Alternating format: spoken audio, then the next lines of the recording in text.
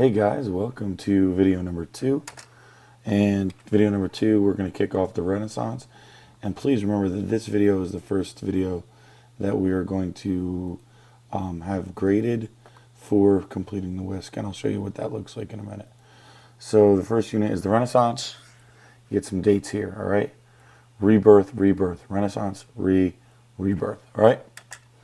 So what came before that? The Middle Ages, also known as the medieval period. A real devotion to God. This is powerful church, strict social structure. That's the pyramid we looked at those other days, right? With all the levels and all the serfs down here, and they're not too happy. All right. Politically and economic system emerged after the fall of Rome. Everybody needed that security that the pyramid created. Chaos and competition creates the need. People looked to wealthy landowners in the church for leadership and safety. Church united people and was very powerful. Again, that's why they went into the pyramid.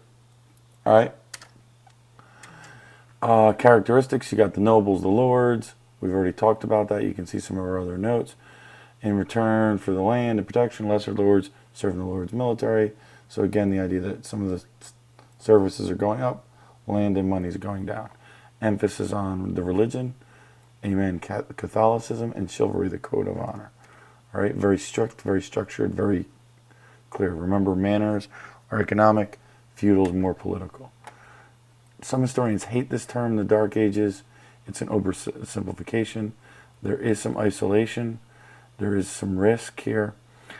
People were more focused on protection than art and learning, so art and learning fell into decline. Again, a little controversial, but for our purposes, pretty good. So why did feudalism end? Number one, a third of the people involved died.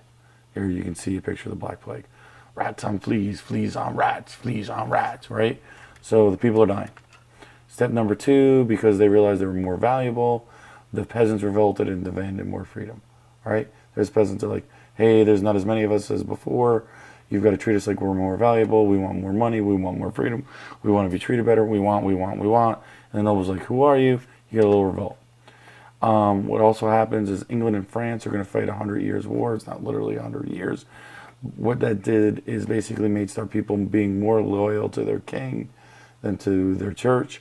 And again, the travel and those other things start the breakdown of this very colloquial, very small feudal system.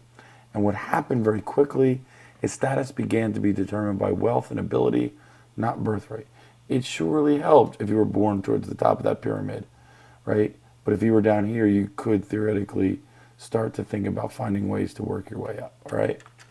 Step number 5, partly because of the Black Death. Remember, you're praying during the Black Death, and people that you love were still getting killed by the Black Death. So then that made you start questioning the church, all right? Plus then when all those priests, imagine this was a priest, this is a priest's hat, right? Passed away. A lot of greedy priests who wanted money came in and took over, and they're going to act immorally, and people are going to be like, what's up with that? All right? So causes of the Renaissance. Number 1, lesson of feudalism. The church disrespected, nobility and chaos, growth of the middle class through trade. Constantinople falls, so that gives us access. Greek scholars are going to fly to Italy. Not fly, but get there very fast. There's an uptake in education, and the Italians start looking back to the good old days. Well, what are their good old days? The Romans. And they start saying, we used to not be like this. We used to be better. Let's go back and look at that time. That's a huge piece. You know, everybody likes retro. All right? So the decline of feudalism paved the way for the development of the Renaissance. There should be a period there, but that's not a terrible thesis statement. So what is the Renaissance? Revival, rebirth. All right, the Middle Ages, bro, plague and war. Everybody's happy they're alive. They've gone through the dark period. They look back to Rome, and once you start looking back to Rome, you look to Greece. And because of the time period, they're able to create new art and new literature. Step 1, scholars and artists look to the art and writing from ancient Greek and aim in Rome for guidance. Partly some of this becomes available because Constantinople falls. Also, we'll see in a minute why Europeans start to realize this information's there. Number 2, we're going to see merchants, not nobles, not aristocrats, entrepreneurs, people with money, start dominating politics in the Italian city-states. Rich families such as the Medici start using their profits. And how do you prove you're rich? By using your cash, your money, to pay for art and learning. Look how rich, look how noble you are. Instead of proving how important you are by going to church and being powerful in the church, you're going to get, I hate to say this, this is the ultimate version of swag when you can pay a painter to paint your stuff. Holy wars, the Crusades are also important, right? Because what happens is during the Crusades, the Europeans are going to travel to Jerusalem. They're going to travel into all of these lands in the quote-unquote East. They see all this information, all of these things there. They see all of these advances. So they go, they fight, they see these ideas, and they bring them back. All right? This makes me think of one of my favorite movies. It's just a flesh wound. If you've ever seen Monty Python and the Holy Grail, you would be laughing right now. If you haven't, you're like, God, my teacher's a dork. And I just Googled this and found out apparently there were Monty Python and the Holy Grail Legos. That is awesome. All right, so step number 5, Renaissance happens. It's a rebirth. It's an explosion of learning that began in Italy in 1300 and spread north. Many people would argue that it was going on. It just became better exposed and more active than it was during the Dark Ages. All right, here's art. That's not art. That's the Prince from Machiavelli. All right. So remember, the primary objective during the Middle Ages, find God and prove preconceived ideas and stay alive. During the Renaissance, you want to find man. What makes man great? It's much more taking your eyes up from heaven to looking to be great. And you know who could be great? You could be great. All you need is to have the eye of the tiger. All right, guys. A couple other things. Talked about the Crusades. Trade with the East. Church rule against loans led up. So now people could take out loans, take risks. So that's huge. And also some of the ideas were taken from the East. So we got some major Italian cities. You got Milan, trade through the Alps. You got Venice. It's on the Adriatic. It attracts trade from all over the world. You've got Florence, a good old flow, controlled by the Medici. Medici, Florence, Florence, Medici, Medici, Florence.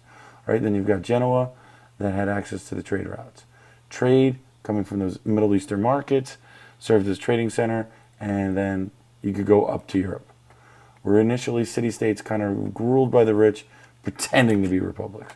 What were Italy's advantages? They had cities, they had a wealthy merchant class, and they had classic heritage. They could, instead of bringing sexy back, they could bring Rome back. And important to remember, they'd been through the plague. Who was going to die was going to die. They were ready to rebuild. Thriving cities, places where people would talk. All right, the merchants get money. They start using their money on stuff like art. Early swag. Wealthy merchant class gets control of each city-state. They get control of the politics, and individual achievement became important. The star of the Renaissance is a man, is a person, isn't a god, isn't a king, it's an actual person. The Medici, they're a big banking family, they're involved in trade. They run Florence basically as a dictatorship. And how do they prove they're rich? By buying fancy stuff and spending money. And again, Rome, Greece is where they look back to. Look, they're looking back, those are glasses. And the Italians are happy when they see what they've learned about. They get inspired from the ruins of Rome. That's a really weird looking chin. They start to study the ancient Latin manuscripts, which, by the way, many of them were in that library which we read about in the sugar book. The sugar book, almost the same way sugar comes to Europe, is the same way ideas come to Europe. All right? What are some of the values? Humanism, focus on human potential. It's secular. It's interested in the world, not God. What's happening here? Patrons were the rich people who were buying the swag. Renaissance man is a compliment. All right, a man who excelled in many fields, like he might be a good teacher, know some things about sports, and be a snappy dresser.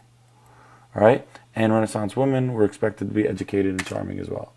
That's all, y'all. We are peaced out, Cub Scout. Just real quick, this is what the whisk should look like. All right, now I'm leaving.